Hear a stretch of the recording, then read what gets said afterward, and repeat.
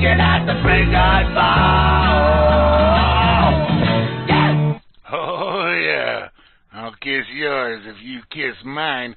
Hey, welcome to the Freeker's Ball, y'all. Right here live on RealLibertyMedia.com on this Friday, October 6th, 2017. Yeah, this is our first October show, and we are ready to do some rocking and rolling and all kinds of interesting stuff here tonight on the Freeker's Ball.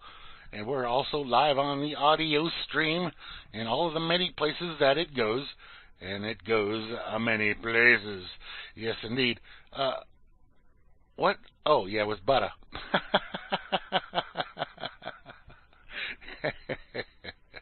Hey, Moosegurl. Hello. Hey. There you are.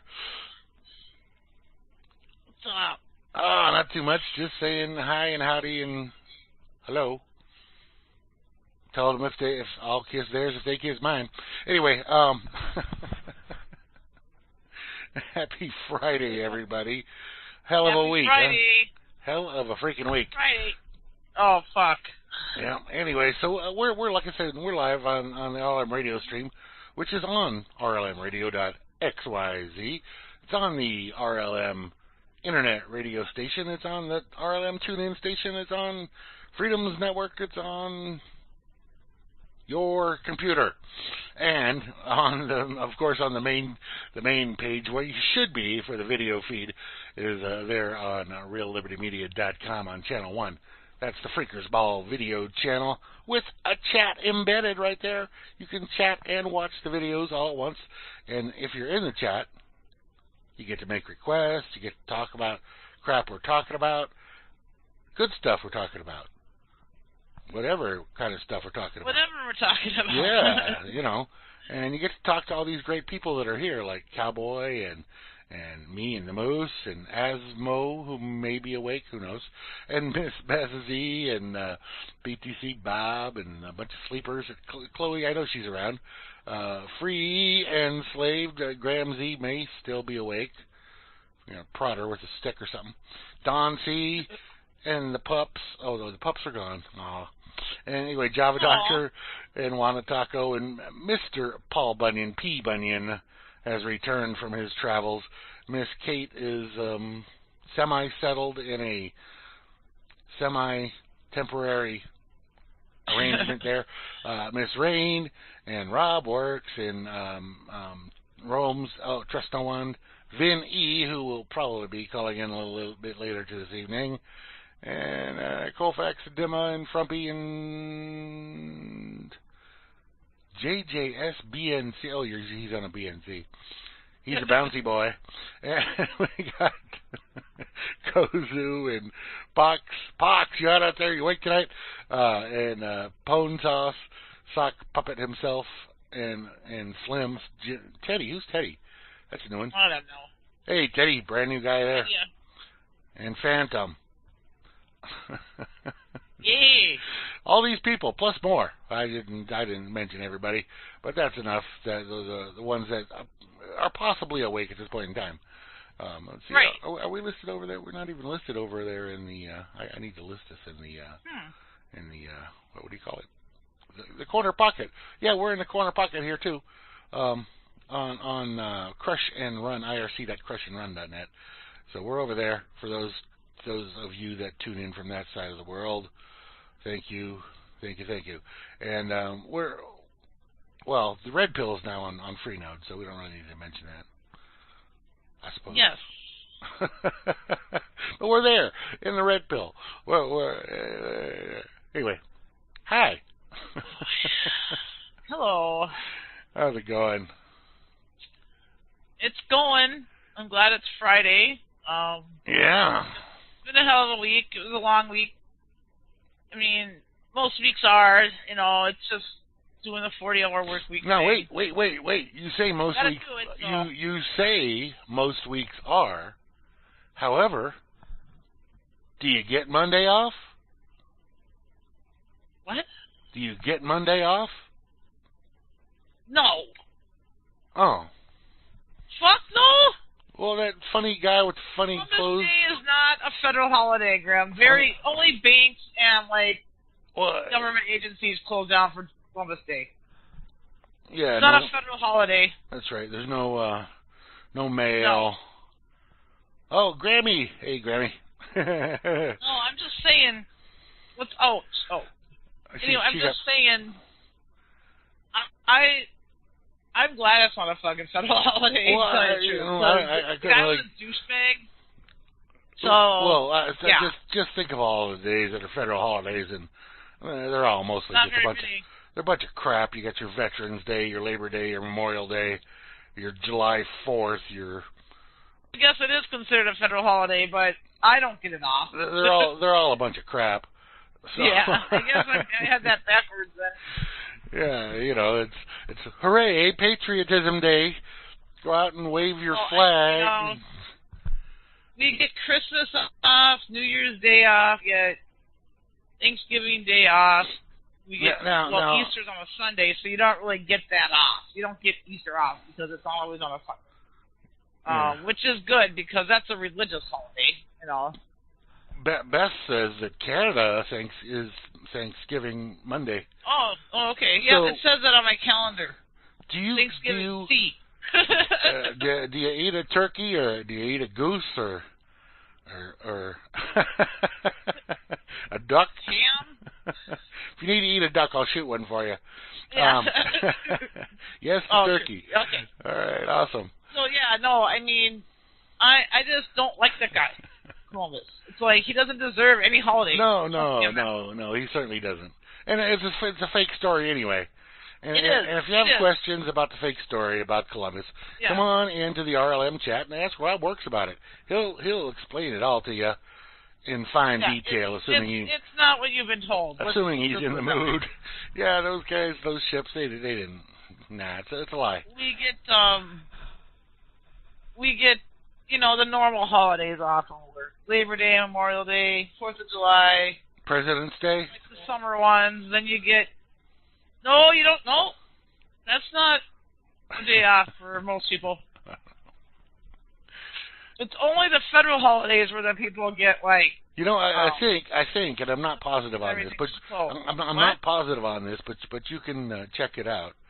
If you become Jewish, then you get all kinds of holidays, and they have to give them to you. Right. you just have to become Jewish. Like Rosh Hashanah and stuff, and Hanukkah. Hanukkah's like 10 days or 12 days or something. I don't know. Yeah. And you could be a, what do they call those? A Jap. You could be a Jap. What's that? Jewish American princess. Oh, God. No, thank you. That is totally not me. That is like the opposite of me. Marion Berry, bud. What is that, coated with cocaine? And that's funny, because I was just looking at a story, that this cook, Gordon Ramsay or whatever. Yeah. It's a stupid-ass story. I was just scrolling through this stupid thing. And it says some people asked him to sprinkle cocaine on the fucking dessert. Oh.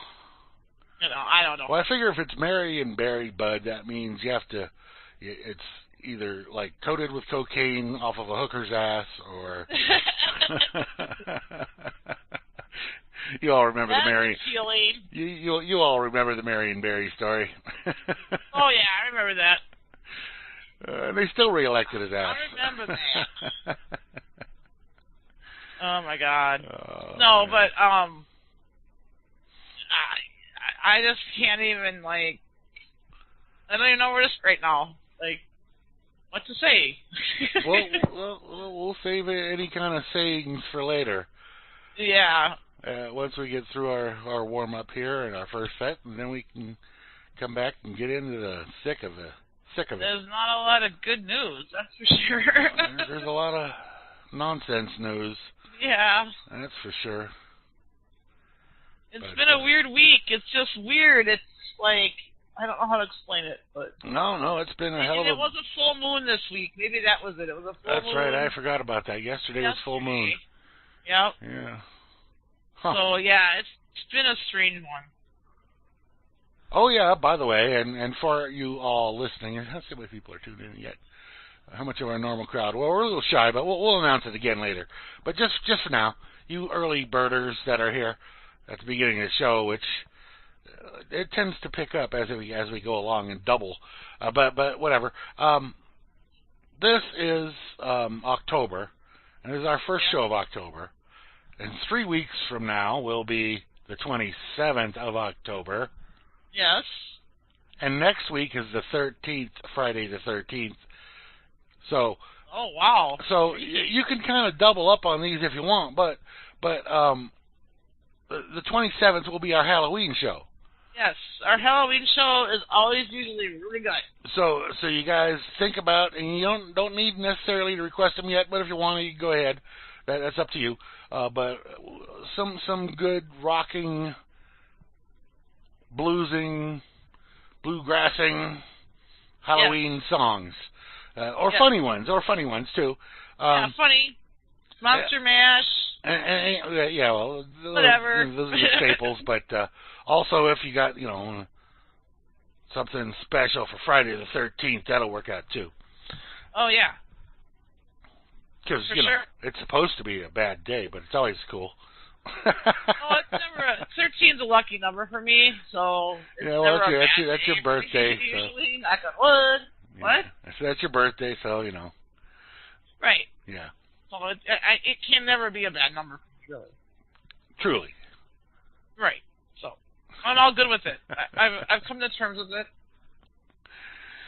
All right. So, well, we're gonna play some music, and then we'll come back and talk about stuff. We'll talk about stuff. Yeah, there's a bunch. Yeah, there is a bunch. Yeah, Okay. Anyway, let me get my camera. Figure out where I left where I dropped my camera. Oh, here it is. The pumpkins. The world is a vampire. Yeah, it's all right if you live the life you please. That indeed was the Traveling Wilburys with Bob and Jeff and George and Tom. Tom Petty. He passed away this week, sadly. Brother, rockin' paradise there, dude. And before that, we had Beth Hart with Better Man. Oh, by the way, Traveling Wilburys was a Miss Kate request. Beth Hart with Better Man from back in 2012. Great tune there, and kicked it off with the Smashing Pumpkins and Bullet with Butterfly Wings. The world is indeed a vampire. Moose. Oh, she's doing something. The dog's barking. All right. Yeah, Tom Petty. Well, she'll talk about Tom Petty when she gets back. I dug Tom Petty. Beth H., which was a grim request indeed. Okay, I'm back. That's a great song. Yes. Better Man, in case you're looking for that later on, Beth Hart. Better Man. So anyway, I was just talking about Tom Petty. Yeah. That's a bummer. I know, and the whole thing was so weird on that day when he died. I know, it's like he's dead, he's not dead. It's like, Yeah, so But no, I mean, okay. I'm a huge Tom Petty fan. Saw him in concert once. Right. That was freaking awesome. So that was great. That's great. He to me was amazing. So I mean, every song of his, like I know most of his songs by heart. Yeah. They just like I grew up listening to like during high school. He started like 78, 76 or so. He came on the scene, and he started getting really big in like 78. Yeah. Somewhere in there. From Gainesville, Florida, Gainesville, Georgia. No, Florida. Gainesville, Florida, originally. And what got him started in wanting to play music was he met Elvis at a young age. He was like 11 years old. Okay. And because his dad worked somewhere. I can't remember where they said his dad worked, but he was around, Elvis, and He met them, and then he was also, I think he either met the Beatles or he was very influenced by the Beatles, which I guess he realized that he was able to write his own songs. Right. Like when he heard the Beatles, he's like, oh, well, if these guys can do it, or you know what I mean? I guess that's kind of like the story, how the story goes. But anyway, he was married 3 times, has 2 daughters. Stevie Nicks was one of his best friends. He was currently married when he died to a woman named Dana. They had been married together for a while, but he went through a heroin addiction in the 80s. Right. That he kept secret and kept to himself because he didn't want to badly influence young people. Which I can kind of understand that. He wanted to, keep it private, which that's fine.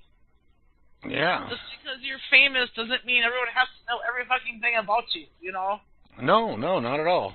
I mean, I can see how people, I can understand that. So, anyway, he kicked that. Good. And then he ended up, with this Dana who helped him go through or got him through that time of his life. Yeah. And, yeah. And along the way, he produced some really good songs and some really good music. And he wasn't just in the Tom Petty and the Heartbreakers. Like, he started in, like, a couple other bands, like, before that. Right. Which, that's a normal route to go, Oh, sure. As a musician, really, Yeah. But, yeah, I mean, I could hear some of his songs and be instantly transported back in time to a different time of my life. You know what I mean? Right. It's weird how music will do that, You'll hear a certain song that you heard when you were in high school, for instance, or whatever, and you can remember it. That time. And what would be if you could pick, if you could pick one song, what's your favorite song by him? Oh man. I can't pick what's my favorite song from Tom Petty. That is impossible. I'd have to do like a top 5 or something. I could not pick one single song. All right. That's my favorite, really. I mean, obviously I love a bunch of them. You Wreck Me, I love that song. American Girl. Now that song, that song, American Girl. When you hear that song, what do you think of? I was probably about 16, 17 in high school. It just brings, it revives your memories or whatever. Yeah, but what does that make you think of when you hear that song? It makes you think of growing up like in America and that I am one of them people. I'll tell you, when I hear that song, the first thing that comes to mind is Silence of the Lambs. Oh, okay. See, that's not what I think of. I don't think of that movie. I think of the time of my life. Silence of the Lambs, and it's that girl. She's driving up. She's and she's the first one that you see Buffalo Bill. Oh yeah. Pull into the van there, but she's listening to that song on the radio, bopping her head, having a good old time, not knowing what's coming. Right. Yeah. No, that's basically. I think in a way it's kind of a slam on society. That song. Oh well, sure it is. I mean, the materialism. He's like totally stereotyping, like, Yeah. Because one of the lines of the main line of the song is "She was an American girl." Right. She was. You try to live up to this ideal that the media and movies and TV shows and everything put out there. Right. Yeah. It's, the image. You try to live up to this. Basically, it's an unattainable standard. Right. Because when it comes right down to it, no one can ever achieve the standard that they set. One of my favorite theories is you don't want to be too high on a pedestal, because if you fall, it's always fucking down. You know what I mean? So to try to live up to this standard of perfect or ideal, or that's one of those. What? That's one of those old proverbs. The pride comes before the fall. Exactly. So you don't want to be too high up. You want the fall to be not so high or so far down. You know. Be careful of the crap you're proud of. That's all. Right. I mean, to try to live up to these standards that they, that they portray, and just, and I don't know about you guys, but the division between wealthy and poor, or wealthy and non-wealthy, is getting deeper. Right. Right. That's just what I see. And the people do value material things and money still quite a bit. Oh, no question about it. Yeah. And there's people that have. I mean, it boggles my mind when I can't think of actually if I was actually a millionaire. I just can't think in terms of that kind of money ever. And what the hell do you need it? I'll never have it, and it's so I don't even worry about it. I don't worry about it. I don't feel oh God, I don't have that like they do. I don't feel like that. What do you need it for? It's just I don't. For me, if I did have a lot of money, I'd rather spend it on seeing the world or something. Not freaking buying the biggest, most fucking audacious mansion I could have. You know what I mean? Right. No, I mean I don't have a need for a lot of money or any bunch of just junk. I have enough junk. The mindset that I'm talking about, though, that's what I'm talking about.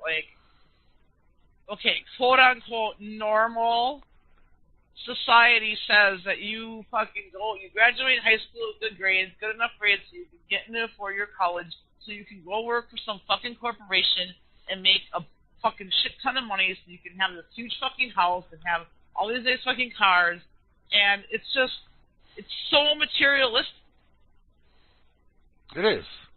Because exactly, people, Free and Slave says, you never see a hearse followed by an armored car. No, you don't. You can't take your money with you when you go. It's worthless. When you're dead, your money's worthless. It's okay. Yeah. Your land and your property might be worth something, but your cash value just disappears at that point. And, it'll go to somebody, but it won't go to you. You can't take it with you. No, you certainly cannot.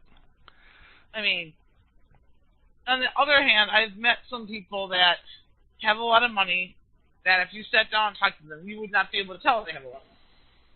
Yeah, well, that's fine. There are rich, down-to-earth people, but most of them aren't. You know what I mean? Right. I mean, it's just so materialistic, and if you think about it, it is like a grinding mill. The public education system spits them out. The kids are, they get these certain grades, so you can go to this 4-year school, get so fucking far in debt that you can't no fucking way pay it back. Fucking go work for some corporation, just so you can have good shit. Yeah, but yeah. I mean, you get trapped in all that. What? You get trapped in all that, and then you're never free once you're in all that. Right. You're never. You have so much stuff so many obligations and so many responsibilities, and I don't understand. I can see. And then people will say, well, it's because everything's on credit. It's well, that's not good. No, that's, what do you mean everything's on credit? It's no. I mean, I'm talking uber rich. I'm not talking people that just have $100,000 maxed on their credit card. I'm talking the uber rich people. Oh, right, yeah. Have fucking mansions and have fucking second homes and go on vacations and fucking, blah blah blah. Yeah. And I never, I never, the only thing you really used credit for was a mortgage on my first house, and a couple of different cars that I'd had. And it's a sad thing that you are considered to have bad debt if you've never had a credit card. Oh. It's like, to me, that's good credit. Well, no, well, how is that a bad thing? Yeah, you know, you don't have any history of paying something off. Right. Well, I don't. Say, have you ever paid off a car? It's like, yeah. And then they'll say, well, you got to prove somehow that you're good at. It's just like, well, fuck, fuck. Right. Well, I haven't had a credit card for many years now. I don't know how long, 8 years probably. Me either. And the thing is, when I quit using credit and everything was all paid, houses, cars, and all that stuff, right. My credit rating was like one of the best. It was like 810 or something, which you can't really get much higher than that. That's pretty damn good, Grim. Yeah, you can't get much higher than that. No, you can't. That's pretty high. I think 900 is the highest or something. Yeah, I don't know. But I have no idea what it is now, and I don't care. No, I don't either. I have no credit cards. You know what? Good night, Grammy. Right. Night, Grammy. You sleep tight, lady. Sleep green. No, one of the best days of my life was when I paid off my Menards credit card that I stupidly got. Yeah. You know what? Because I maxed it out to like $1,200, which really isn't that much. Thankfully, it wasn't like $100. You know what I mean? Yeah. And so I maxed it out. So then I had to start making payments. One of the best days of my life was when I paid that bitch off.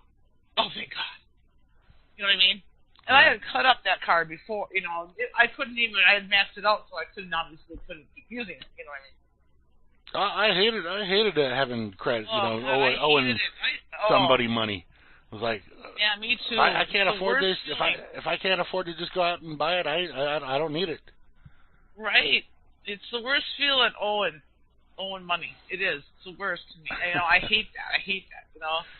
Like that credit card debt. That was stupid. I was stupid. I bought some stuff for the house. It wasn't like I just wasted it. It was Menards. It was stuff for the house. Really, Vinny? You never had like a Walmart credit card? Funny. It was funny because I remember we went to Walmart like a couple of times. What the hell happened? What are you talking about? Oh, my screen. Okay. I just had to move my mouse so my screen black. But I remember, like, maybe this was like at the beginning of summer, like in early summer, like they were saying, or I got a couple of emails, and then like we went to the store, they're like, oh, would you like to sign up for the Walmart credit card? I'm thinking to myself, are you fucking insane? You guys are going to have a fucking credit card now? No, not a good idea. I don't know if they have them or not. Yeah. But it's like, are you fucking kidding me? Walmart credit card? No. Before they had the debit cards, there were certain things you needed to have a credit card for. Like going to a hotel. Most of them wouldn't take cash. Right. Or it sucked. That sucked for people. People were like, well, I don't have a fucking plastic card. I got fucking cash. You mean to tell me I can take my fucking cash? Right. Oh, no, we can't. It's like, fuck that. Or they'll say, yeah, we can take your cash if you have a credit card. Right. It's so stupid. It was like, what? Yeah. Yeah, it was. I mean, you used to be able to go get a hotel room and pay cash for it, right, Grim? Yeah. Oh, and you still can. You with fucking cash. You get a room. You could still find some motels, some of the mom and pop side of the road kind of. Right, but most big chains, no, you have to book a room. You have to have a credit card. But you could still find your Bates Motel out there. Sorry, yeah. Some Fleabag, fucking Skid Row, fucking dirtbag place that you don't want to. Exactly. All right, we're gonna play some more songs here. Okay, let's do that. In honor. No, I just have to say, R.I.P. Tom Petty. Yes. I love you. I love you. Yeah, you were great, Tom. And I'm gonna play my first track here in this set will be my favorite song by Tom Petty. Nice. And go on. You all know the lyrics. Feel free to sing along. And it's not you don't have to live like, it's you don't have to live with. Cool. Come along.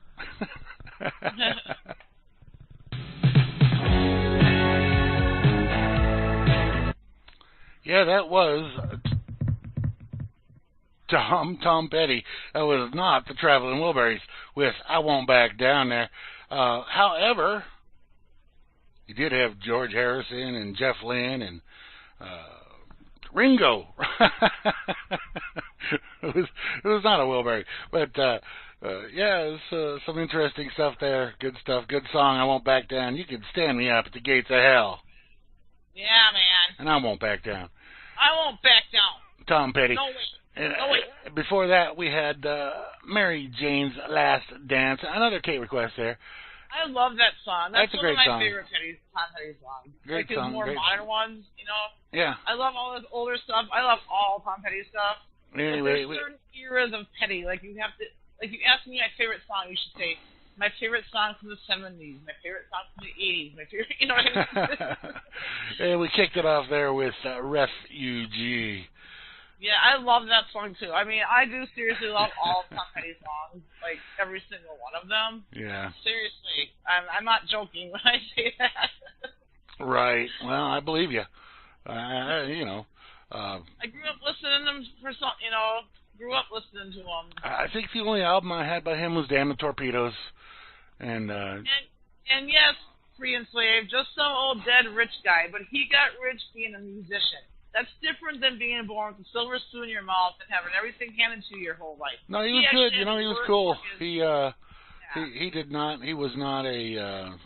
He was a humble guy.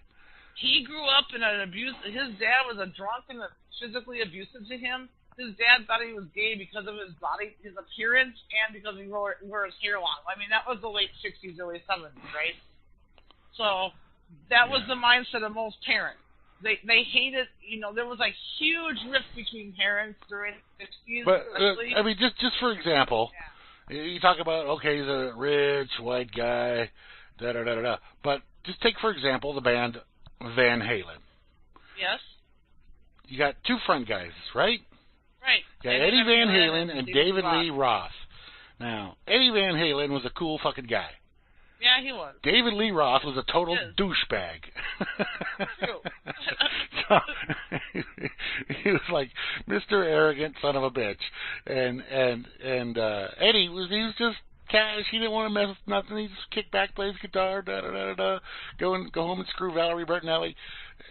Right. He had a pretty good life going on there. Yeah, fuck right, man. He definitely had the good stuff going on. My point with Tom Petty is he is a musician.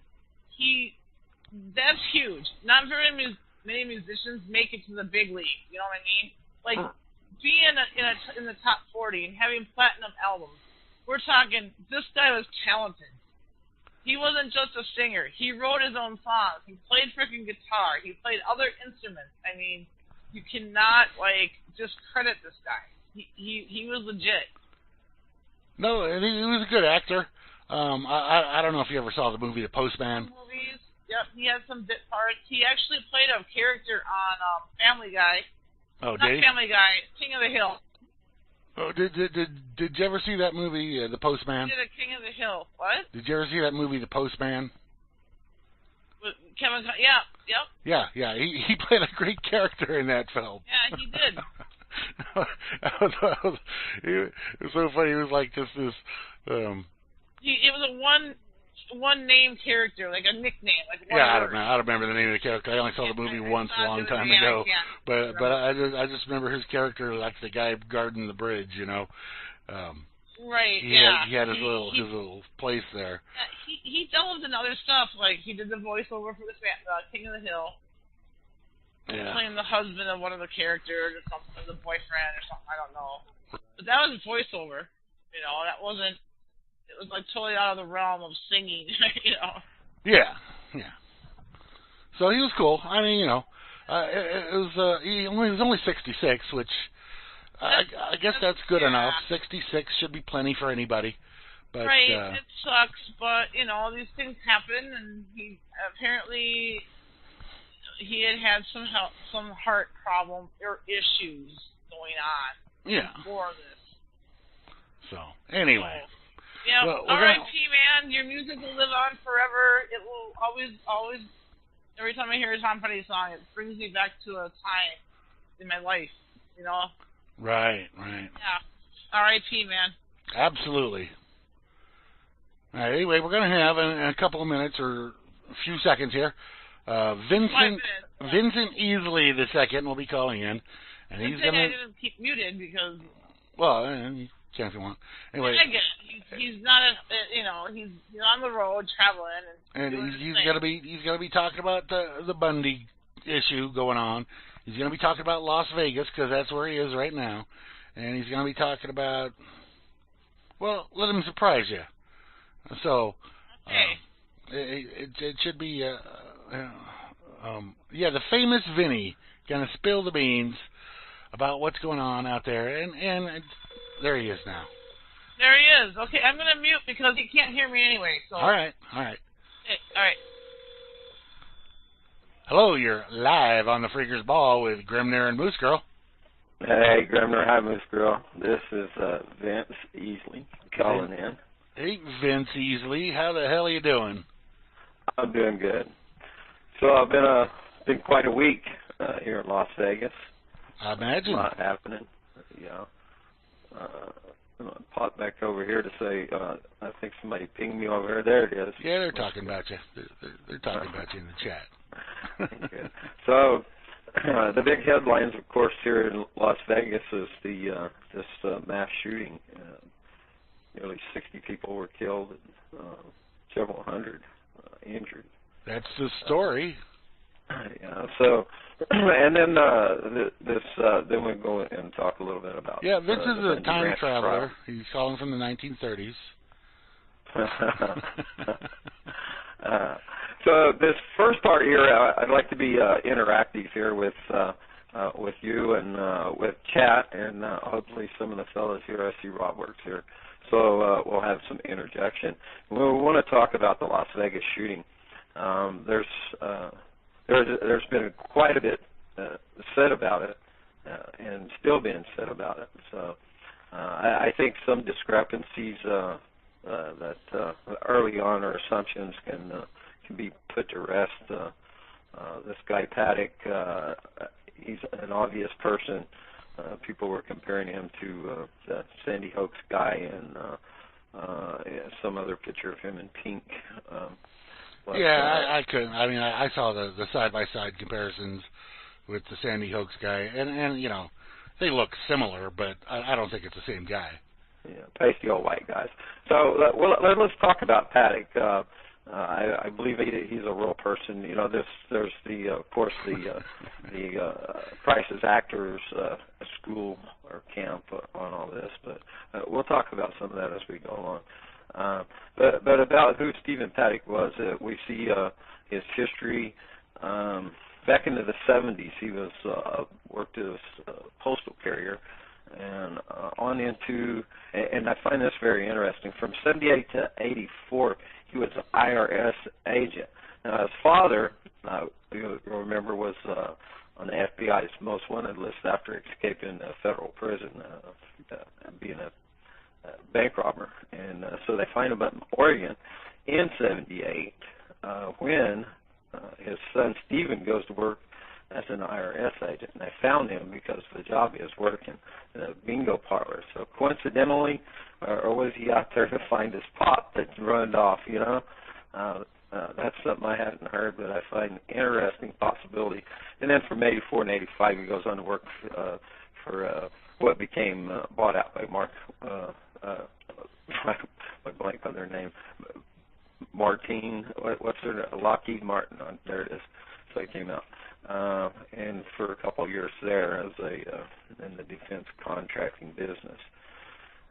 Now, the guy had, I think it's been recorded that he's made a lot of purchases, at least over the last 12 months, from firearms and ammunition.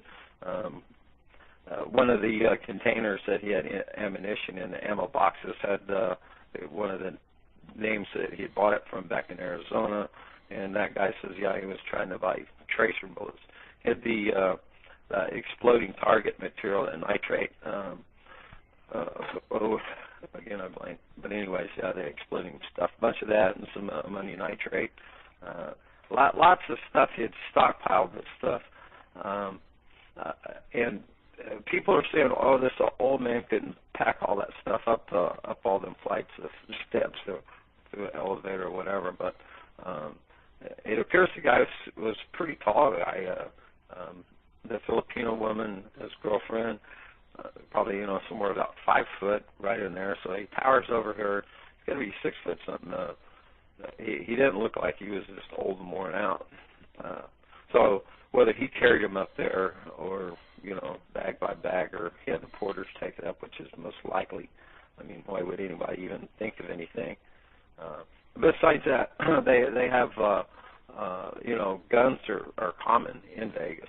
People nobody would think twice, and the big shot show's coming up as well. So anyways, this guy Paddock, he's probably a capable man. Who knows what an autopsy? His brother's hoping that it turns out he had cancer or whatever. Who knows? The guy went on a rage. Now, a neighbor in Mesquite said, that she had seen the lady, Mary Lou. She had made some time in August there, loading up, had got a new car, and was basically packing out of there, kind of contradicting this woman's statement to the FBI after she returned Wednesday to testify. Also saying that Stephen Paddock seemed to be scrambling and moving things about. So we're wondering about any discrepancy there in her testimony, because if she has lied or excluded any information, even then she can probably expect to be charged. Probably is not going to be allowed to leave out of the country anytime soon. Anyway, so Paddock, I think, was probably capable. I think he's certainly identified a lot of his purchases. He's been accumulating this. I think that's records track. You need to see a lot more things as far as information. A lot of people assume the hotels that the hallways have cameras. It used to, that wasn't policy. I'm not sure about now. So we need to see some credible audio analysis. A friend of mine who's an expert. Let me just say, you're not going to get. I mean, if this was as it appears to be, and I know you think he could have done it, right? There's no question that physically he probably could have done it without any problem. But if there was any funny business going on, which I believe there was, you're not going to get the real audio or the real video of that, because they're not going to obviously expose themselves in pulling off this kind of a deal. Okay, so I'm catching this a little bit over here in chat. It says, do I believe the official story? Normally I never do. I am taking being the devil's advocate here, and I am parroting what is being put out there, the information that we're receiving. Now I come to the other page over here, and of course I have this big long list over here of other discrepancies that we could talk about as I intend. And have a look at that, and some questions. There's questions that should be answered, and with what's being presented is what they have, what evidence they do have there should be, beyond any doubt, it should be presented. I'll pause for a moment before I go into this list and allow anybody to make a statement here, and then I'll relay a personal story as to what did, a report of what came that I just got tonight from my niece. So she works in the venue and could have herself been there, but as the event was happening, her friend was texting. So I've been looking to see some of these videos. This is in this other side of this list over here of questions. I've not seen. And people are asking, and it might sound like it's gory or whatever reason that they want to, take this stuff offline, which, that's certainly been censored highly. So I'm not even sure if this video is going to be available, but her friend sent it to her as it was happening, and reports, that, of the carnage, just seeing it firsthand. And then a cop who's a friend of hers, a girl covered in blood, came up to him. I mean, I have secondhand, I might say then, of course. So what really happened, nobody knows, and I hope it's going to be worked through. So I'll posit that right there, and then we can talk about some of these questions if you'd like to interject. Okay. Well, you could start off from the first night when stuff was going down, and you could see the video and see what was going on there at the scene, and listening to the audio of that. It certainly, if this guy was the shooter or one of the shooters, then he was. There's no way he was the only one. You could hear at least two guns firing full auto. I don't believe that was a bump stock that was being used at that point. It certainly didn't sound like the way a bump stock would sound. It sounded like a full auto going off. That's my impression also, and my friend, like I said, it is a gun expert. He told me very early on, before it was mainstream narrative there, he sent me that message, and of course I said to her in chat at the same time that was two machine guns. Now, what people don't know what a machine gun is, they would think that an AK-47 is a machine gun, and it's not. I've listened to a great many different videos of guns being shot from the SAW. These guns are, a cheap one maybe you could get for $10,000, but $15,000-$20,000 is, and $30,000, $50,000. You're looking at a lot of money. Now, this guy had a lot of money, so he had means to buy these things. I don't know. To me, I want to know what happened for 75 minutes. Okay, so the guy shot for 10 to 15 minutes. This is reports, right? Right. So what happened? We've got the guy, the Aussie, that said that there were several shooters and several people killed. Was there a cleanup crew in there at that time? Well, not only that, but if you're watching the videos from the outside of the Mandalay Bay there, you can see down on the lower levels, like the fourth floor, so a bunch of shots going off from there. Yeah, I think that can be discounted. It was shown to be a reflection. That's my opinion. And no busted window. How? No, I didn't go down and look for any busted windows. I'm on the edge, I'll be moving here the first of the week. That will roll into the Bundy coverage, which may not be as that turns out. But before we get to that, we'll continue more on this list. So talk about cameras. There may not necessarily be cameras in the hallway. Now, he set up some cameras. He set one, I guess, up in a food cart outside his door. That's how that was easily done. I said easily. He said he disabled some alarms. So it's reported that the security guard reported up there because of the alarm going off. I guess he had also a camera into the peephole and shot through the door and hit the guy in the leg. That's a report. So what we need, this is a long time here, 75 minutes from that time. So the guy shoots for 5 to 10 minutes. What has happened in that meantime? And where did that security guard, where did he report? I mean, how far did he, back up? Did he go down the steps? I don't know, but I do know. Elevator. I do know it was reported almost immediately to the 911. This is where the guy is shooting from. This is the exact spot. You go to the Mandalay, you go up there to the 32nd floor. That's where he's shooting from. And it took them. Vegas is not a large town. I've been there many a times. Of course, I never lived there. I don't know it like you do. But Vegas is not a large town, but there's cops everywhere. And there's no way it took them 72 minutes to get from wherever they were up to his place. It just didn't happen. That's an impossibility. There's a lot to be said about that. There's reports of gunfire at different hotels. Right, the Bellagio. Somebody shot up the lobby there apparently. I never seen anything of any bullets on that stuff. I didn't either, but wonder, I just, a lot of these reports would have been confusion. So I don't know how long the cops in that 75 minutes. So they were waiting supposedly for the SWAT team to arrive. There were 4 officers that got to the door. So how much time is that?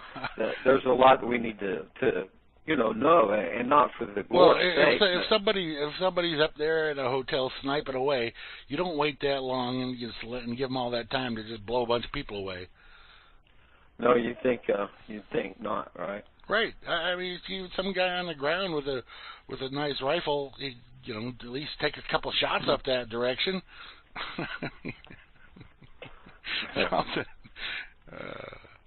And then apparently I saw a story he was trying to shoot at these big old gas tanks that were there.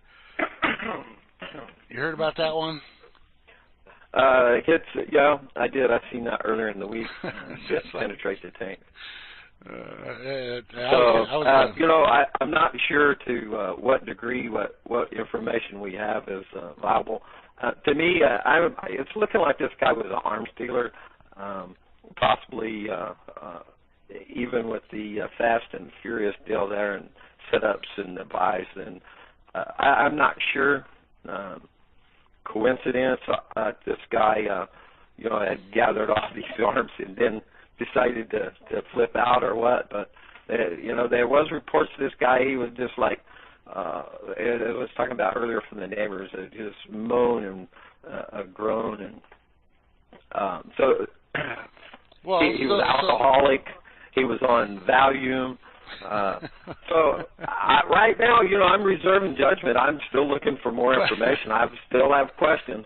People are giving me a hard time in here thinking I'm buying some narrative. I'm not. I'm evaluating. Well, he's an old guy. He's allowed to moan and groan. Yeah, probably. There is a lot of questions. The note. So supposedly that has some numbers on it. I'm not sure what those would be about. Whether he's, calculating elevation or whatever. Maybe bank routing numbers. Maybe the buy was going bad. There's a lot of scenarios that could happen, and we've got some holes to fill in before we can really take that to a logical assumption, and then, of course, onward from there in determining how it all occurred. Unfortunately, it's my belief that it'll never be solved until just what they say happened. Well, if what it is that has happened. What I do find very curious is all these the cultism of it and the numbers that come into play of 32. Okay, well, brothers. Just for the numbers, I saw this was on a meme earlier today. Okay, this was the Route 91 festival, right? Yeah, 91 Harvest. 91 Harvest. So 91. And it happened on October 1st. So you got 91101. Nice, huh? 91101. Yeah. Yes, indeed. There's something going on with those numbers right there, let me tell you. Yeah, there's a lot into this numerology, besides the fact that, it's claimed by some that it was and then sacrifice. You also got to take into account the association with the Mandalay Bay of Sheldon Adelson. Sheldon Adelson, right?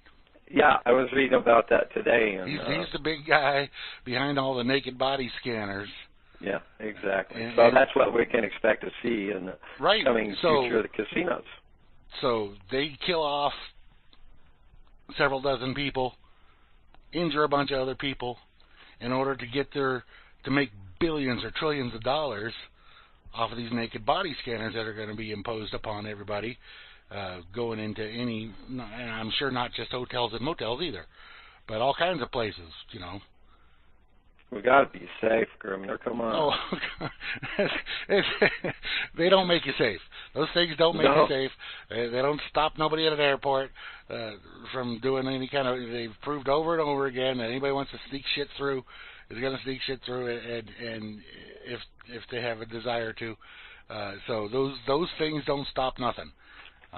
So there's no safety involved there. That's not the point. The point is, I'm laughing at Moosey. I'm sorry.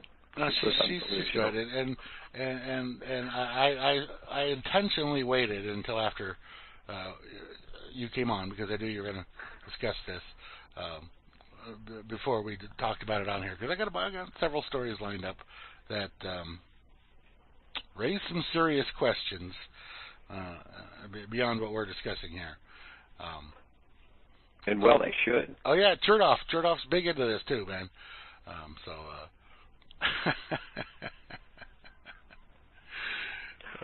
Anyway, so yeah, like we're not gonna. It's just like 9/11. You're not gonna find the truth. That's right. No, it'll be discussed for a very, very long time. And even if they had a Las Vegas commission, like they had a 9/11 commission, you're gonna wind up with the same bullshit at the end. Absolutely. I agree. And they're just going to make up whatever story fits their agenda, and that'll be it. And then everybody will have to buy that. They could bring in NIST to do some whatever calculations they do, and they're just going to say whatever fits the agenda. So to whatever extent, I think there's probably many more people involved in this. That's my official opinion at this point in time. Not saying this guy wasn't up there, didn't shoot a bunch of people, because he probably did. But he wasn't alone. Ain't no way about that. And this was far more planned out than what we're being told, that it's this one guy and he had some explosives. They said the explosives in his trunk were so if he was able to get away back to his car and drive off, and the cops started shooting at the trunk of his car, that stuff would go off. It's just like, really? Tannerite, that's the word I forgot earlier. That's the story you're coming up with there on that? So I did share a video of 20 pounds of tannerite versus a dump truck and remote detonation with a small dose of lead applied to the canister, and kaboom. So, yeah, and let me segue here, and I'll leave, let me cover the Bundys real quick here. All right. Like I said, there is a lot to consider on all this, and to jump on to a theory and hold on to it, because there are several of them out there, and time constraints wouldn't even begin to allow to discuss those all properly. But moving towards media, and I'll real quick pause for there. Thanks to Maxine Bernstein at Oregon Live, and Cherry Roberts for countering. I think I'm saying it wrong here. Countering the rhetoric, but I know I just said that wrong. Sorry, Cherry. She's this idea of citizen journalism. If I can just run through this real quick, there is this debate, and I say this on towards Santilli and people like Gary Hunt, not being given credit as journalists. I mean, writers. What is the writers? They have passion, and Sherry, I see that in yours, and certainly an agenda, and that's why I would question why such dedication in being against the Bundys here and those involved particularly. Why the passion of against it, and what is the agenda behind it? And we look at those who have the stakes and the stakeholders, and the ones that are hiding behind their stalking horses. More lessons from behind the woodshed, of course, Sundays here at noon Pacific from Hal Anthony.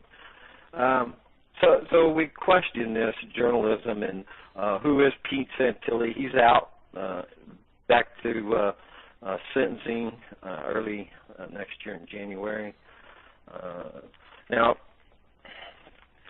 I called it when it first started hitting there that there's going to be some link to the Bundy Ranch, and so it turns out Paddock buys one of his guns from a guy who's self-proclaimed bodyguard, I guess he is, that worked at the gun shop there in Mesquite.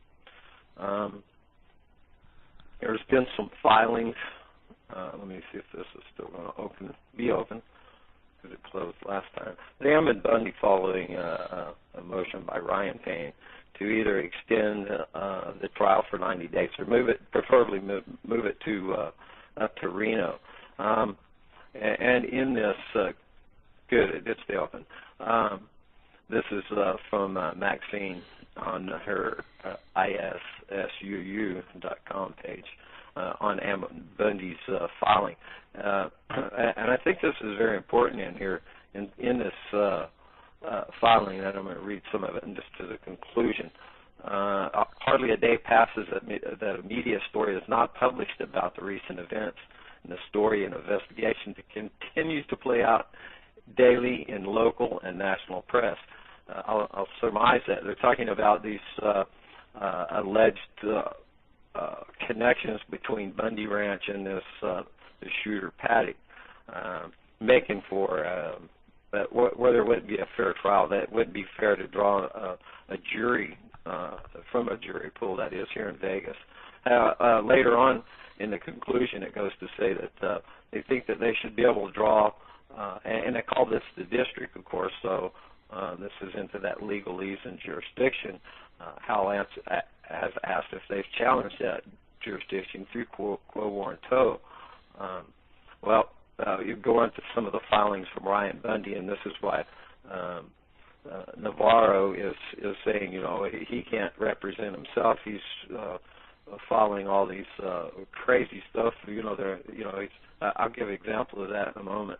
So, anyways, they want to draw from the jury pool throughout the state, and Navarro goes on to say she certainly doesn't want him to go to Oregon because, the bottom line is it's more conservative there, and I don't know why the magnitude of this case, anyways, it shouldn't automatically the jury pool shouldn't be drawn from the entirety of the state, and there's some more provisions in there. And thanks again, Maxine, for all the reporting. And she's a person I would consider in media that she's not interjecting her, and I'm pretty sure she's left-leaning, but you don't see it in her reporting. So, true journalist there, in my opinion. Thanks. So, let's see here. Do I have? Excuse me. If I have all these pulled up here, I had the one more about Ryan. Andrea Parker, her husband, she's reporting, and then her husband, Eric, their lawyer was going to quit, but as it turns out, he's not going to. So it's been asked that Gloria Navarro recluse herself. Let's see if I've covered everything. This is all this stuff tied in here for, we're going to see some reaction in law and so forth. No matter. So the court, the next court is on Tuesday, right? No, they've thank you. Yeah, about lost that right there. It's been set for October the 30th because they were filing for that, the extra timer to move it. But they have to be in court the 24th, and they'll decide at that time if the extra days there till the to the 30th is enough time, or if they want to add more, or if they need to proceed with the jury. But basically, Navarro said the trial is moved till October. Is it the 30th? And then continuing. So I mean, with the same jury pool they've already got picked. But with all these filings, even if they're convicted, it will certainly have to be overturned in the district. I mean, in appeals. I think there's just this woman has been so biased. It's phenomenal that other people in her class up there wouldn't just pull her down and say, you're exposing us here too much, you know, because it's a rigged game, obviously. And I think we need to go and look at the source of where this comes from, and you can go back into the 70s, and you see when you look at, for example, the report from Iron Mountain, we see how wars are used to control, and not just the wars where we're going over and bombing other countries, but these wars like the war on poverty and, you know, the environmental war, the drug war. We see all these wars where it's great expense of resources and lives. So all wars are bankers' wars. Yes, they are. Yeah, so we've got to see the events as whether they be perpetrated by a sick individual like Paddock's portrayed to be, or if it is a deep conspiracy. But either way, they never let a good crisis go to waste. So don't be controlled by the rhetoric, you know, without having gone fully through all the grammar of the who, what, where, and when, and know why. And to know why, then we can see how. And that's becoming more and more obvious, I think, to many more people. So I guess we fight on, or go find us a place to hole up and live out our lives, or keep talking. So, am I a writer? No. I write a lot. I have 3 notebooks that I've written here in front of me. I know most of those are notes and stuff. So I'm not just somebody that you know, has an opinion. I try to make it more informed. And if you're thinking that I'm not buying or I am buying the main line, I think you're missing what I'm saying here, because definitely ain't. Okay. No, I believe you. I mean, I know you better than to think that you're just saying, oh, the government says this, so it's all good with me. No, I know that's not you. You know, but you, of course, have to, like you said, playing the devil's advocate, meaning the government's advocate, because the government is the devil. Advocating for them, but we know that you have much more intelligence than that, than to buy into that. You've seen this shit from the inside, so to speak, and been there. So, but like I said, we're not going to know. We're not going to get the real information out of this. I personally think this guy was either a fully incorporated agent of whatever governmental agency or financial group pulled this off, or he was MK Ultra, one of the two. Probably a little bit of both. I mean, if you're involved in well, some people are just fucking evil. You know, you're probably going to get some of the experimental Kool-Aid. Some people are just fucking evil, and they don't need the Kool-Aid. Well, that's true too. I think this guy was a dark guy. I look at him. Well, Moose, don't worry about it. We'll get into this after I'm done with Vince here, and we play the next set. We'll come back and go full bore on this. So, and Ben shows up. Yes. At the end, I heard Lucy, I think. Well, thanks for the time, and I'll catch up with you later on, and if you'll cut this, and I'll put it out there. And yeah, well, you give me the start and stop times after it's out there, and you bet. And I'll do the chopping. All right, thanks. All right. Thanks, Moosey, for letting me borrow some of your time, and keep taking, take the ponder and the gander, and it ain't always what we think it ain't is that it is. That ain't always true either. So, hey, peace out. Talk to you, girl. Thanks. I'm not telling you what to do, Moose. I'm not sure you're talking to me or if you're talking to him, but no, well, that's Vinny. That's Vinny. That's the way he talks. He's Arky. He's an old Arky boy. All right. We're going to play some music here. And when we come back, me and Moose will get into this in a deconstructive manner. Deconstructive, I say. So let me ask y'all out there, and I think I've asked this question before, but I got to ask it again. We got any Avenged Sevenfold fans out there? I think we do. Yeah, I think we do. Here they are, Avenged Sevenfold. This came out yesterday. Where?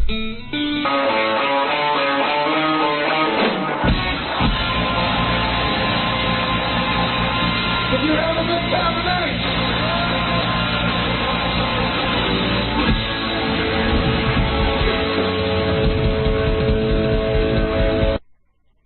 Oh, yeah.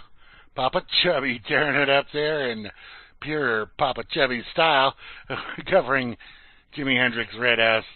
Excellent, excellent stuff. Before that, a free enslaved request, 9 Inch Nails, The Hand That Feeds. Yes, The Hand That Feeds. Would you bite The Hand Feeds? And we kicked it off with Avenged Sevenfold, covering Pink Floyd's Wish You Were Here. Thank you, Free. Excellent request. Thank you, Free. So, yeah, good music, all solid there, all the way through.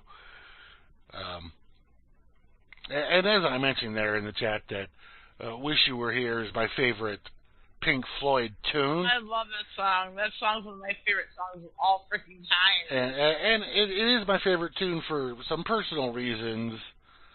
Really? Having to do with a woman. Imagine that. Yeah. So. Not hard to believe. but beyond that, it's just an excellent tune. But yeah. Okay, so you start getting into it. I don't even want to talk about it now. Okay, well I got some stuff. I got some stuff to talk about. I do have stuff to talk about coming from. I want you to talk about it. I will. I swear, I want you to talk about it. I will, coming from a different angle on these things. As soon as I get these songs lined up for the next one. Okay, my opinion is it was a false flag. It was a setup thing. Absolutely. I think there were some. Yeah, I'm not disputing that people were killed and people died. I'm not disputing that fact. Right. I am disputing the official story. I know a lot of it was fake. I know the number of dead is probably exaggerated and the number of wounded is probably exaggerated. Yeah. And I am who I am, and I've been doing research for so long, and I've been able to fucking see holes and stuff pretty quickly. You know, once you get out of believing what you're being fed, force-fed, you start being able to decipher information better. No doubt. You can see through it. Okay. I know I sound like a crazy person, and seriously, if they had me in custody right now and I was talking like this, they would deem me insane. Right, okay? They'd lock you in the little rubber room.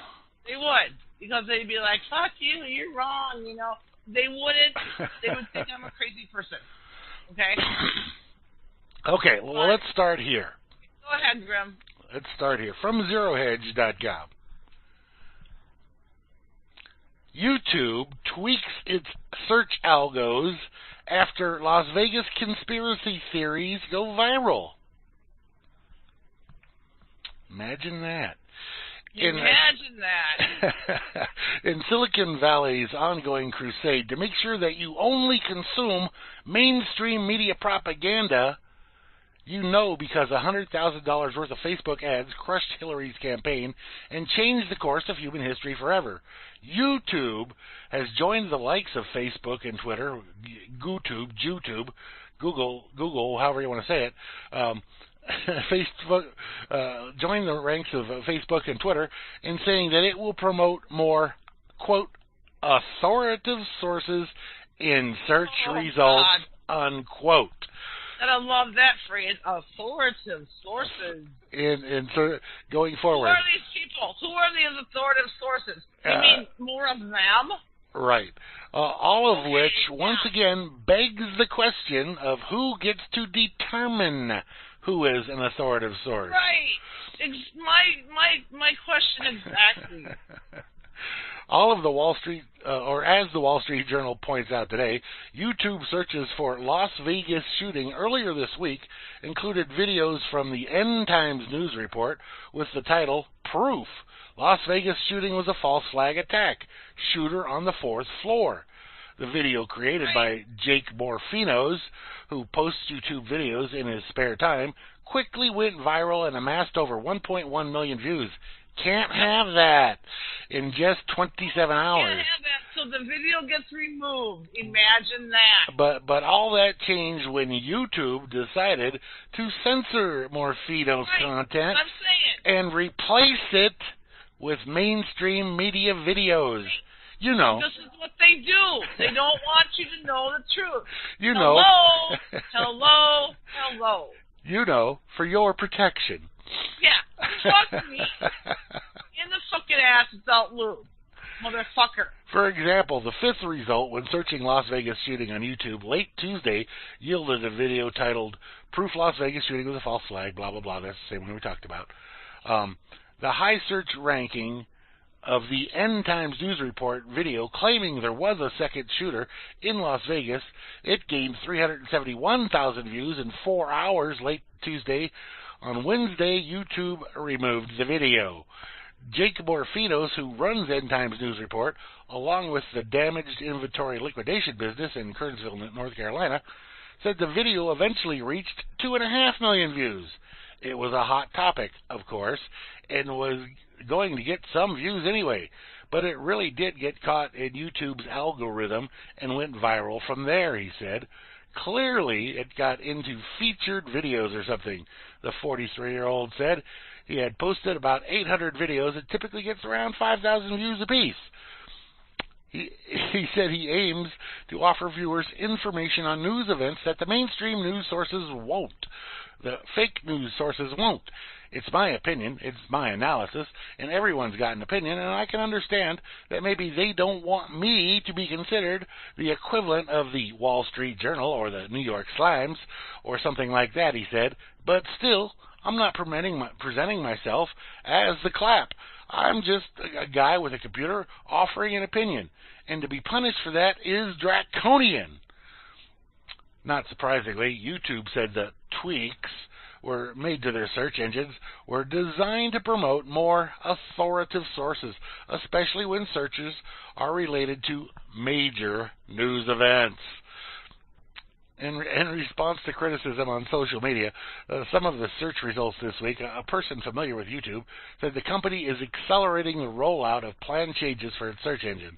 On Wednesday night, the video service began promoting more authoritative sources in search results, especially pertaining to major news stories. YouTube does not disclose how it determines which stories or sources are more authoritative. No, of course not. But while YouTube refused to offer any insights in how they plan to decipher what the fucking authoritative source is from a non-authoritative source, running the same search for Las Vegas shooting today after YouTube tweaks provides clues on their methodology. There's a little image there that you can look at. Conclusion, YouTube tweaks have turned into nothing more than the clap echo chamber. Yeah, you will listen to the authority and nothing but the authority. So why would they do that? Why would they do that if they were not afraid of the truth getting out there? No reason whatsoever. Why? Ask why. We're not supposed to do that. We're not supposed to ask why. We're not supposed to ask things. Oh, God. We're not supposed to know. We're just supposed to take what they tell us from the mainstream media and go with it. Okay. Oh, okay. Well, that explains it all. Then they keep saying, no motive. Then they, at one point, now they keep throwing something like, oh, he was aiming at gas tanks. Oh, now he was on psychotropic meds. Oh, now he was part of ISIS. It's like, come on, people. This shit's getting really fucking deep. I don't have waiters big enough for this shit. No. Anyway, this is a story that Rob Works posted in the chat earlier today. Okay. It's on the Free Thought Project. 9/11 gave us a police state with the Patriot Act. After Vegas, get ready for the USA Liberty Act. Yes, indeed. Just as 9/11 served as an excuse for the Patriot Act, the Las Vegas shooting will be used to pass the USA Liberty Act, which does nothing. Liberty Act, oh my fucking God. Which does nothing for liberty. Actually, quite a bit against liberty. And you're familiar. I'm not going to read the article to you, but I'll tell you basically what it is. There's a certain section in the FISA Act. Are you familiar with FISA? Yes. Foreign Intelligence Surveillance Act. Yes. And it's the FISA Act in this one section specified that for electronic communications, they were allowed to go after foreigners communicating in instances where they thought and could prove that these foreigners were doing something terroristic. But of course, quote unquote, of course, in whose opinion is something terroristic? Anybody's. Any one of them that wants to say this is something. But of course, that's not what it was used for or limited to. It became a USA nationwide dragnet of everything that you do on your computers, everything you do on your emails, on your cell phones, on any electronic device you may have. And once they swept all this data up, these NSA fuckers swept all this data up, and they said, well, look here, this is maybe not terrorism, but it's certainly a criminal act, and we're just going to pass this over to the FBI. Data that they acquired illegally. But because they want to make it sound a little more up-to-date and friendly and good for you kind of stuff, hooray, it's USA Liberty. Woohoo, this is better than Patriot because it's liberty. We're protecting your freedom, when they're doing the exact opposite of that. And that's what it comes down to here. The USA Liberty Act claims that it will better protect Americans' privacy by requiring the government to have a legitimate national security purpose before searching an individual's database. Then, when they do have that purpose established, whatever loosely based information they have, they will be required to obtain a court order based on probable cause to look at the content of communications, except when lives or safety are threatened or a previous probable cause has been obtained. Based court order, warrant granted. Now, I don't know exactly what the acronym USA Liberty Act stands for, but we all know that Patriot Act has nothing to do with being a patriot.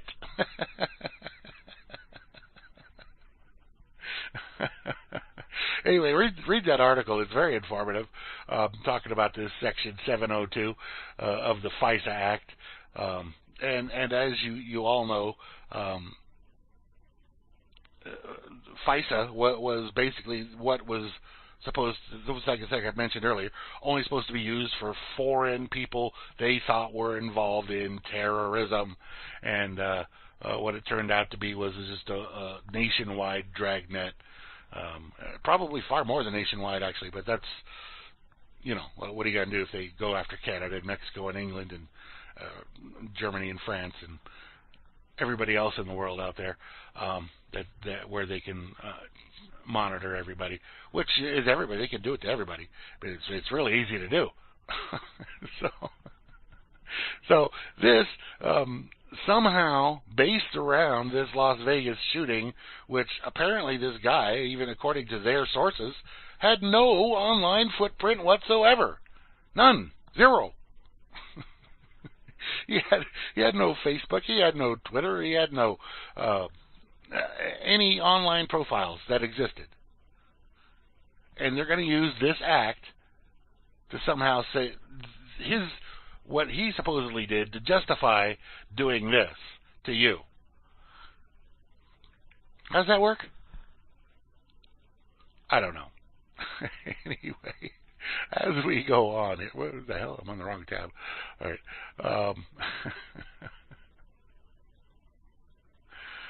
Oh, God. Bump stocks. As I mentioned during the conversation with Vinny, this bump stock story is a load of bullshit. Plan. Okay, Grimnir's talking about this plan, right? The Liberty Act. Okay, you know they have this already in place. Oh, yeah, like it's ready written. to go. Yep. You don't just enact something in one fucking day or 5 fucking days.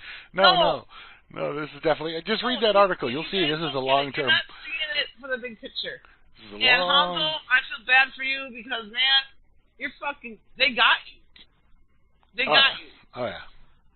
So, you have fun with that and you keep going on, but, you know, man... Right. I don't know what to tell you.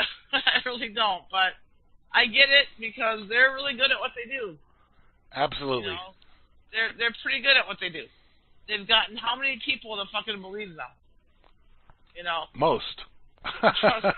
As usual. So, not alone, which is a good thing. I wouldn't feel like, you know, I wouldn't feel isolated if I were you. I mean, you know, because you're definitely not alone. So, you know, that's a good thing. Yeah, and this next story, I don't really have too much to say about it other than the fact of what I was talking about with Vinny. That whole bump stock story is a load of bullshit. Yeah, that's a bunch of bullshit. And also the silencer part, too. It's part of their excuses. Because it was... And it was sound effects coming from the fucking speakers.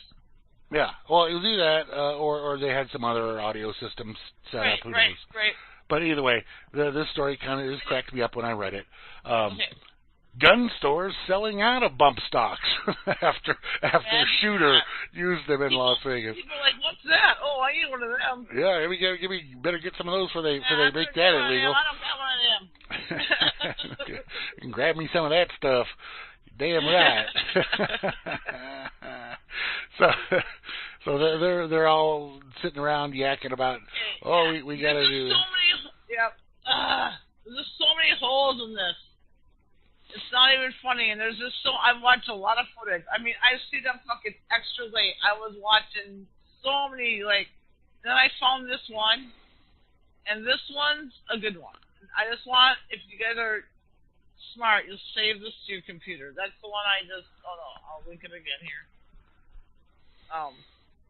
But the guy had a GoPro on, and it starts, before Jason Aldean's even into the song that's playing during it. Yeah. And it's it's a good one. I don't know what to say about it other than that. Okay, Moosegurl's talking about a YouTube video titled First Shots of Las Vegas, Worst Mass Shooting in U.S. History, October 1st, 2017. Of course, it's a lie because it wasn't the worst mass shooting in U.S. history. Oh, it wasn't. But so that's even a lie. So if you guys are buying into the rhetoric that this is the worst one ever, that's not correct. And speaking of mass murders... Right, let's talk about mass murders. Let's talk about this. U.S. government. Let's talk about this and see if any of you have even heard about this. The U.S. is bombing Raqqa, which is in Syria, into complete devastation. At least 433 civilians killed. Raqqa bore the brunt of the dramatic hike in munitions release. So this is going on now, right now. The United States has been bombing Syria's city of Raqqa into complete devastation at the rate of at least one air-delivered munition every 8 minutes, according to monitoring group Air Wars.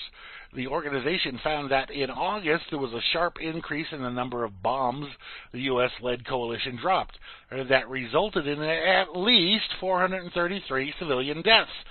So if you want to compare, okay, say there was 60 people died in Las Vegas by some lone wolf gunmen.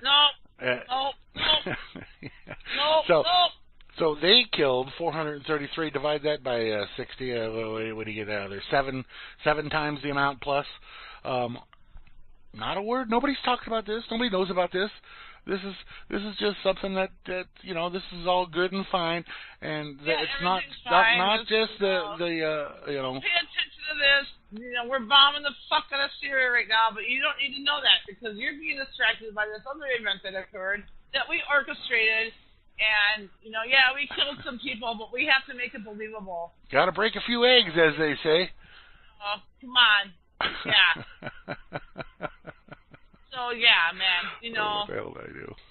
There's so many holes in this thing. I hate that It's not thing. even funny. It's so, seriously, like, Cowboy Ticket, the shooting was 10 minutes.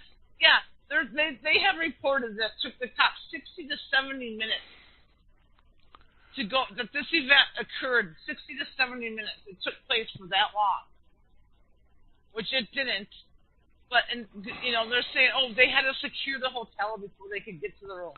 Bullshit. Any fucking other cop in any fucking major city in this country would have stormed that door down in fucking 10 minutes. All right, and just to close out on this topic, we weren't there. We don't know exactly what happened. No, but these people were there. Exactly. These people were there. They were right across the freaking road. Las Vegas, Bellagio hotel guests and staff confirm multiple shooters. Right.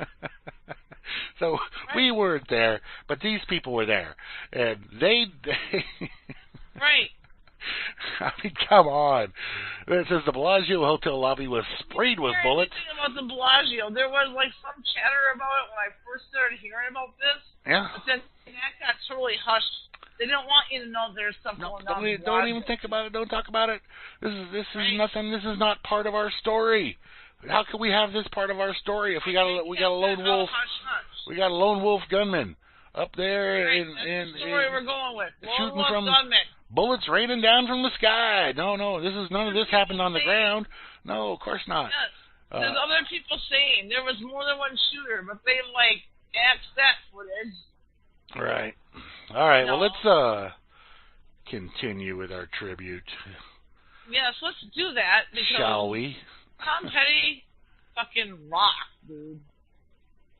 Well, he played good music. I don't know about rocked, but he played great music. Well, yeah, he was a musician that wrote his own songs, sang, and played his own music. And I think this is a Moosegurl request right here. Probably. For you.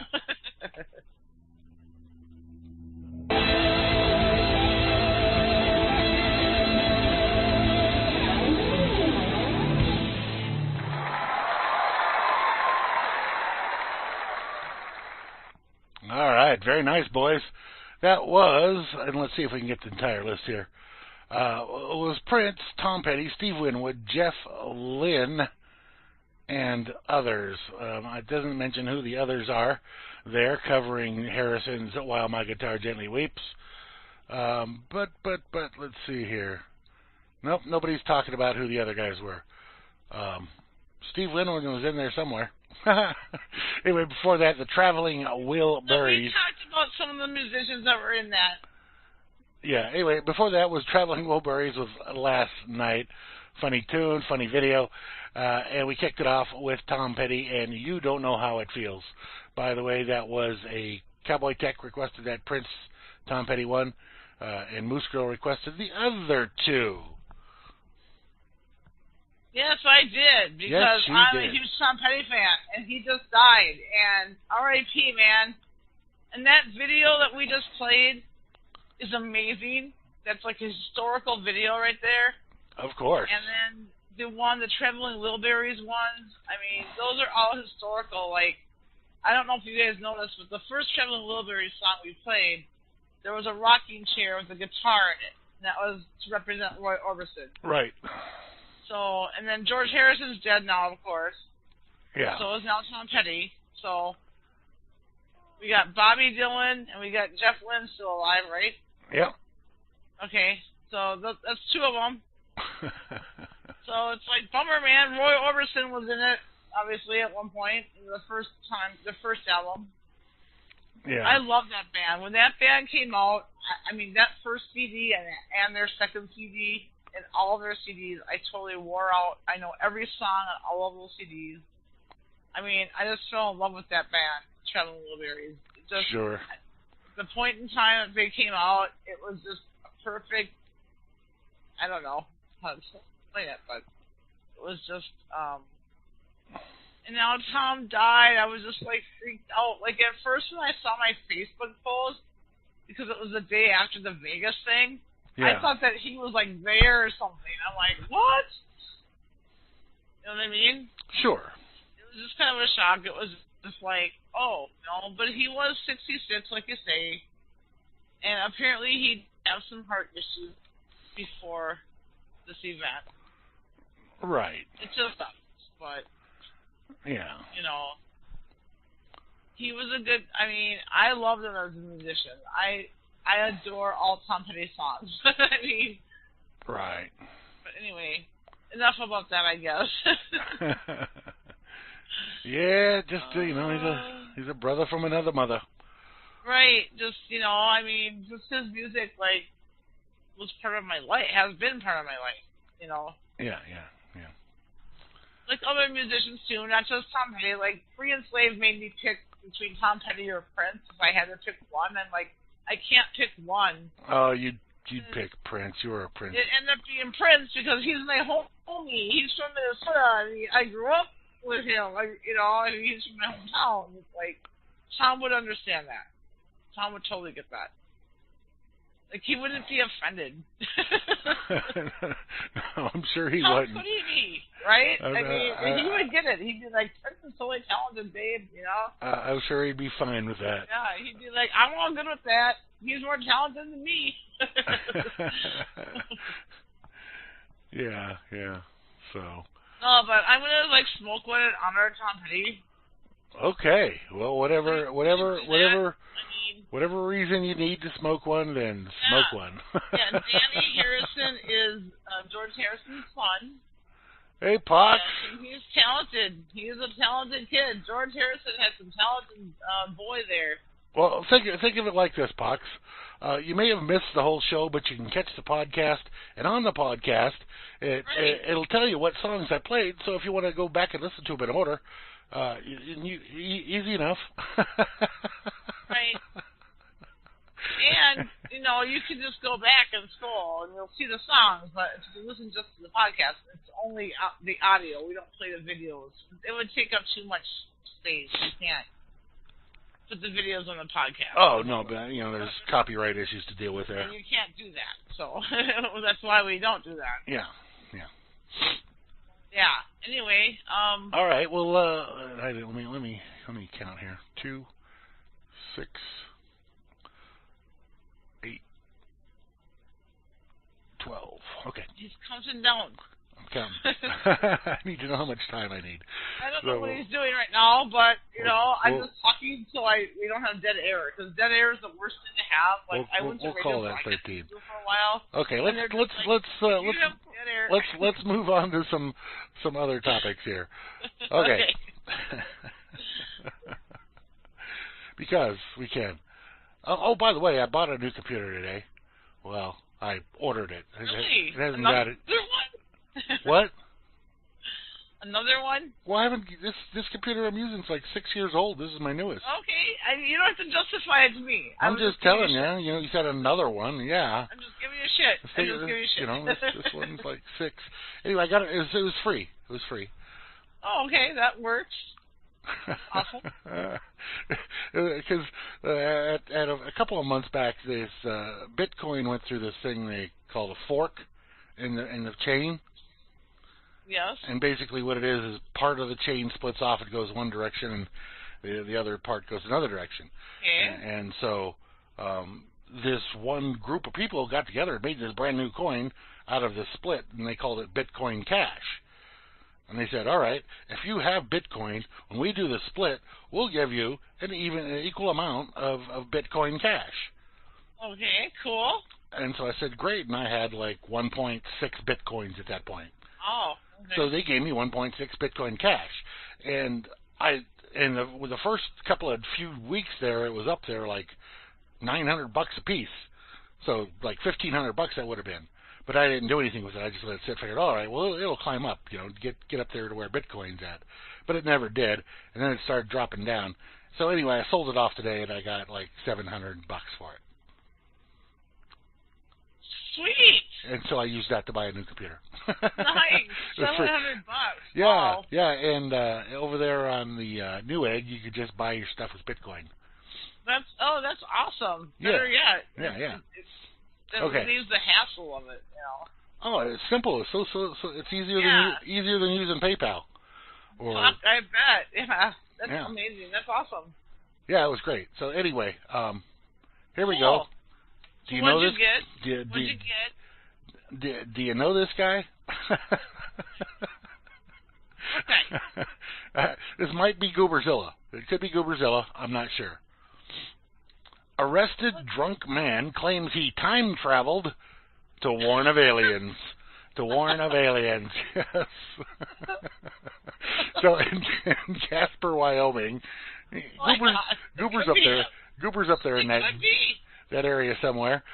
Casper, Wyoming. Police in Wyoming say a man they arrested for public intoxication claims he traveled back in time to warn people of aliens coming. Casper police say the man they encountered on Monday claimed he was from the year 2048. Wow. KTWO-AM in Casper reports so he went back in time. Yeah, he came back in time to warn us about the aliens. Wow. It reports the man told police that he was trying to warn the people of Casper that aliens were coming next year and they should leave as soon as possible. He added that he wanted to speak to the president of the town. The president of the town. Yes. Okay. The man also told police the only way he was able to time travel was to have aliens fill his body with alcohol. Oh, of course. How else could he do it? Being a human being. He noted that he was supposed to be transported to the year 2018 instead of this year. Oh, yeah. Yeah. They took the year. Okay. He had a little too much alcohol. They filled him with a little extra alcohol there. So. Oh my God. Too fucking funny. They totally want to set him for 2040 or whatever. No, the aliens are coming next year, 2018. Okay. Oh, okay. So he was supposed to travel back 30 years, and he traveled back. I want to see an alien in my lifetime. I mean, that would be fucking cool as hell. He traveled back 31 years instead of 30, right? And because they over alcoholed him. Larazavam, what the fuck? No, Hanzo, don't be talking about no psychotropic and fucking big pharma meds in the chat. No, I don't really need to cover. I don't really need to cover this next one because Grammy talked about it on her show, but I'm gonna put the link in here because I loved the headline. Okay, now let me see. I have one bookmark. All right. Anyway, here you go. You're a racist if you love dogs. Okay, now I have one really quick. I have two really quick. Okay, the first one I'm just going to link it in chat. I want to say, we talked about this last week. We talked about Equifax last week, right? Yes. And so now this comes out. They got awarded this big contract. You heard about this, Grim? Sure. Okay, oh, sorry, that did that. But anyway, there's that one. I just wanted to link that one. So I had it bookmarked. And now I'm going to go to another one quickly. Oh, that's great. Okay, this motherfucking piece of shit, congressman, this is, like, not really important, but it's just a perfect example of, to me, how big of a douchebag these fucking people up there are. Okay. This guy is married guy having an affair. He's an anti-abortion platform, right? Right. He fucking, his mistress gets pregnant by him, and he tells her to get an abortion. So there you go. He's on. One of his things on his platform is anti-abortion, and he is fucking around his wife and doesn't want to fucking tarnish his reputation. No, of course not. Well, no, all of the anti-whatever crazy people are always doing exactly what they're protesting against. Exactly. And so this is just a perfect example to me of how hypocritical they are and how they think the laws don't apply to them. And they think that even though they're anti-abortionist, politically. It's okay to tell your fucking mistress to have an abortion. Really? Right. That's Okay. Here's a follow-up story. Not sorry. What? Here's a follow-up story on a story we covered. You remember the mother that was going to go to jail because she wouldn't vaccinate her kid? Yes. She's in jail. I saw that. Yep, she's in jail, and she has a few days. I guess they haven't vaccinated her kid yet. She has a few days to go ahead and say she's going to do it or not. Oh, my God. Or this so, is insane. So we'll probably have another follow-up story coming when we find out if she did it or not. I don't know why. She's probably singing Tom Petty's "I Won't Back Down" right now, and so who knows what they're going to do? But I'm sure the state, being who they are, will go ahead and vaccinate the kid and do some kind of more nasty, like not cool, more nasty crap to her. Right. Oh yeah, it's getting really What is this? spelled or crazy or something. I don't know what the word is for it, but I think they wanted to put someone in there, the actor, to be the prez that would just isn't afraid to say anything. He'll just fucking say whatever. You know, he was going to actually like dump chicken on Puerto Rico. Puerto Rico's a U.S. territory. Like, right. Okay, they're a U.S. territory, so they're not a state, so they're not important. Yeah. It's like then let them be sovereign.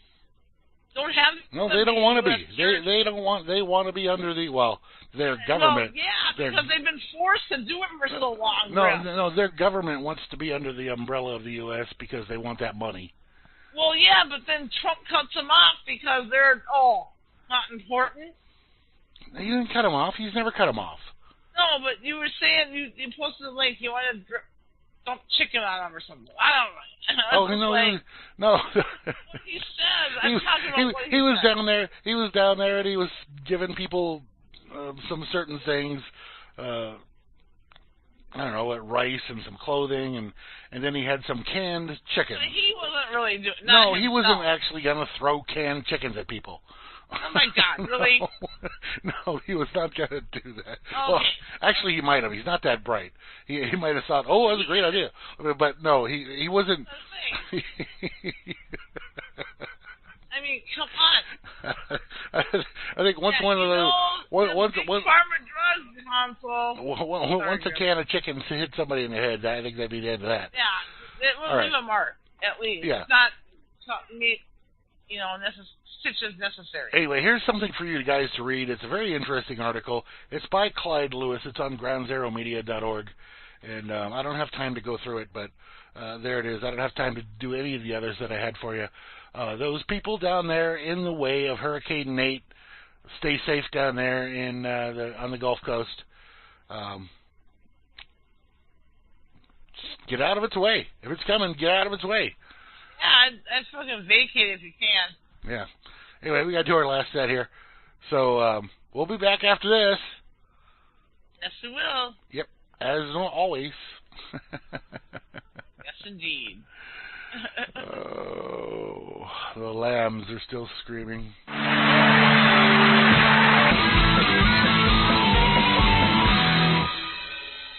Black Betty, yeah. That's the stoner train right there for you. Closing it out with a Black Betty. Black Betty matters. Yes, indeed. Before that, we had Morgan. Are you familiar with the band called Morgan? Check them out over there on the YouTubes. They're a fun band. And that song was called Expose. Before that, we had Johnny Cash singing Tom Petty's I Won't Back Down. And we kicked it off there with Tom Petty and the Heartbreakers and American Girl live back in 1978. Yeah, they were just starting out. Hitting the big time at that point. Yeah, I'm a pop rock. Don't put me in the soda. All right, everyone. You guys have an awesome weekend. Yeah, it's been great. It's been fun. You got your Dark Table tomorrow with Grammy and Flash at noon Eastern. I'll be on Sunday at noon Eastern with the blues, and we'll play trivia here in the chat. And then Hal Anthony comes on at 3 p.m. Eastern, noon o'clock Pacific, behind the woodshed, opening up a big old can of whoop ass. Followed up by Gary Allen, Gigi's Boo, 7 p.m. Eastern, Sunday evening out on the road, less traveled. Yes, indeed. Peace. Peace.